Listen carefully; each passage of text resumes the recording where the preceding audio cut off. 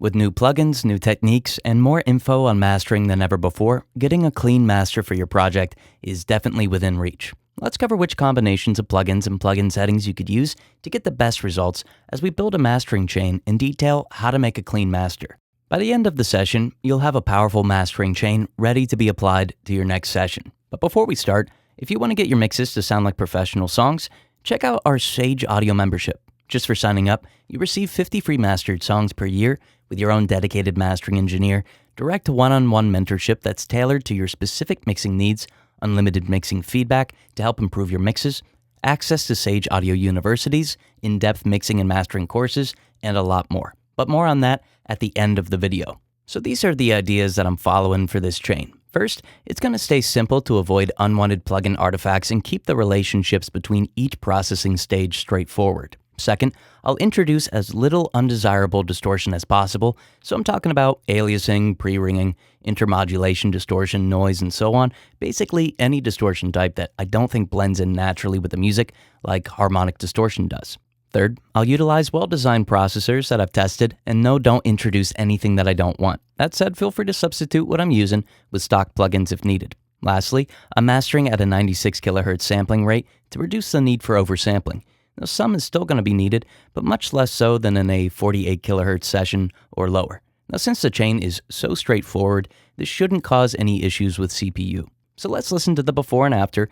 I'm not going to use gain compensation for this first demo, but I will when we discuss limiting later on. These lights go down for no one, burning on a neon sign. These lights go down for no one, burning on a neon sign. For the first insert, I'm using zero latency EQ. So I'm using zero latency because, although subtle, the pre-ringing distortion introduced by linear phase filters blurs the transients of the lows, which I want to avoid. So as we introduce this EQ, notice how subtle the changes are. The first filters that I'd recommend trying are a dip in the mid-range around 350 Hz and a boost to the side image 1/2 step above the mid-image filter. Additionally, the mid-image dip should be slightly more aggressive than the side image boosts. This maintains the range's balance, but alters the stereo width to reduce muddiness and clashing in that region. The slight offset in frequencies subtly expands the region as well through mild phase interference. Now for this track in particular, there's a strong bass fundamental that needed to be adjusted and some nasal tones from the vocal that were too prominent. By using mid-side filters to target the offending ranges more accurately, I'm reducing the need for additional filters or subsequent processors to fix any overcorrections that would occur with regular stereo filters. Now, a gentle 6 dB per octave high pass on the side image will center the lows and very mildly center the low mids, creating a clean and focused sound without changing too much.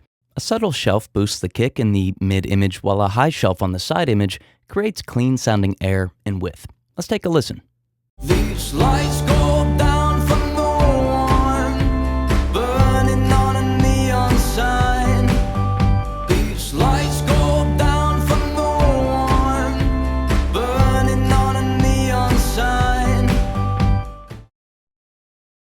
Next, I'm introducing harmonic-free compression. So the cleanest compressor that I found is this Pro C2. Set to its mastering algorithm, it introduces little distortion when attenuating the signal, which makes it perfect for very subtly controlling peaks and amplifying quieter details.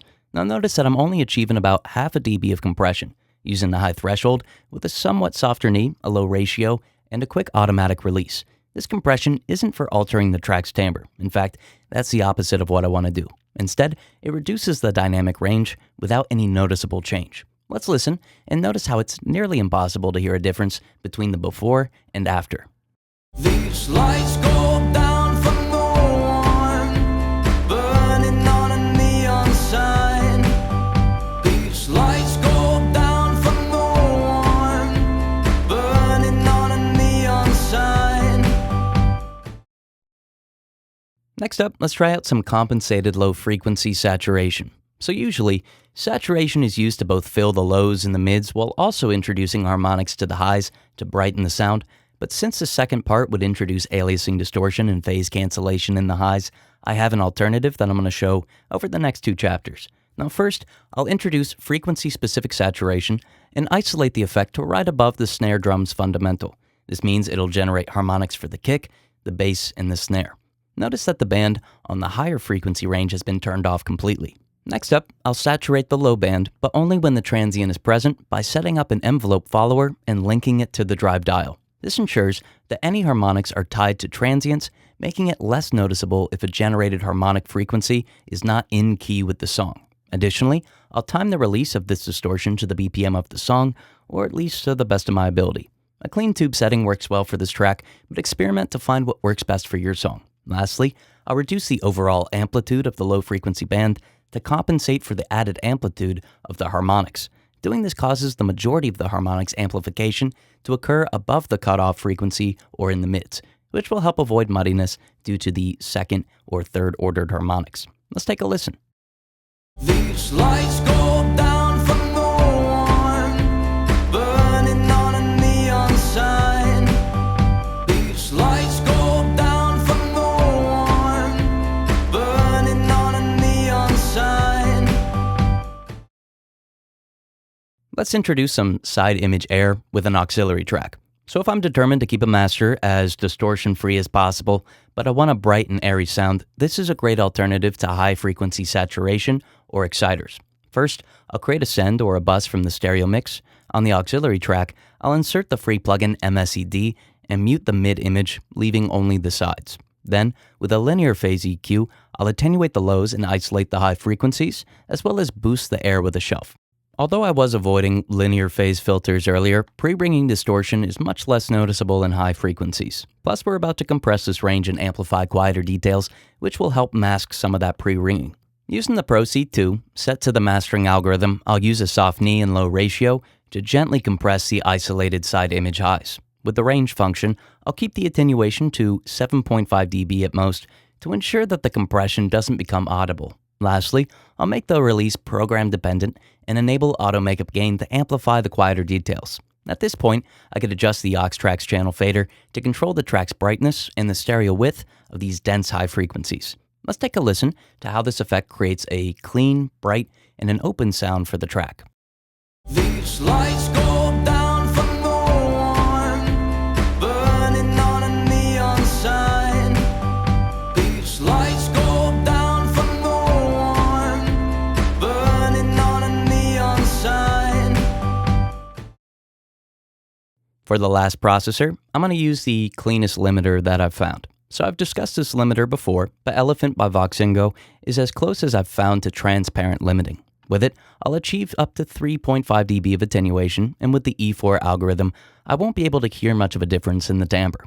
2x oversampling is going to be helpful at this point. It couldn't be completely avoided, but using only one instance of oversampling and at a low setting still results in a clean-sounding master overall. Let's listen to the before and after of this plugin without gain compensation so that we could hear how it alters the track with loudness changes included. Then, we'll do an A/B with amplitude compensation and notice how the track's timbre is only subtly altered. The last thing, by the end of this chain, we achieved an LUFS of -11, which is somewhat quiet, but more than enough considering normalization and how it alters the loudness. These lights go down from the one burning on a neon sign. These lights go down from the one burning on a neon sign. These lights go down from the one burning on a neon sign. These lights go down from the one burning on a neon sign.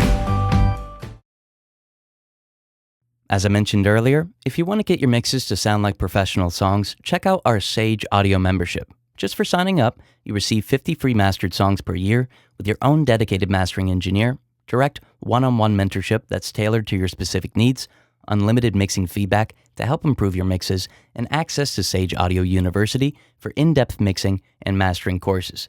Your dedicated mastering engineer will learn your sound and craft masters specific to your preferences. And you also get unlimited revisions to ensure that every master sounds exactly how you want.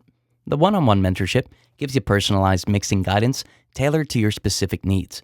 Get all your questions answered with fast communication and receive unlimited advanced mixing feedback and suggestions for improvement. Coupled with the one-on-one mentorship, you also get access to Sage Audio University, where you'll find our in-depth mixing and mastering courses, walkthrough sessions for multiple genres, multi-track project files for hands-on practice, and a Sage Audio certification document for completing the courses. Additionally, you'll be able to enter our mixing and mastering competitions to win prizes while growing your skills alongside a tight-knit group of audio engineers. Inside the membership, you'll have access to the Sage Audio community, which is full of passionate producers and engineers ready to have meaningful discussions, network, and collaborate. The membership also includes over 70 gigabytes of downloadable content, including mixing and mastering chains, multi-tracks for mixing practice, recommended free plugins, recommended paid plugins, and plugin presets. Furthermore, you get direct access to our full catalog of 700 in-depth mixing and mastering videos specifically created to help you improve every aspect of your mixes. Every day, we hear great wins in the membership from producers and engineers noticing a massive improvement in their mixes after joining. Use the link in the description today to join the Sage Audio membership with a 70% discount and start creating mixes that sound like professional songs.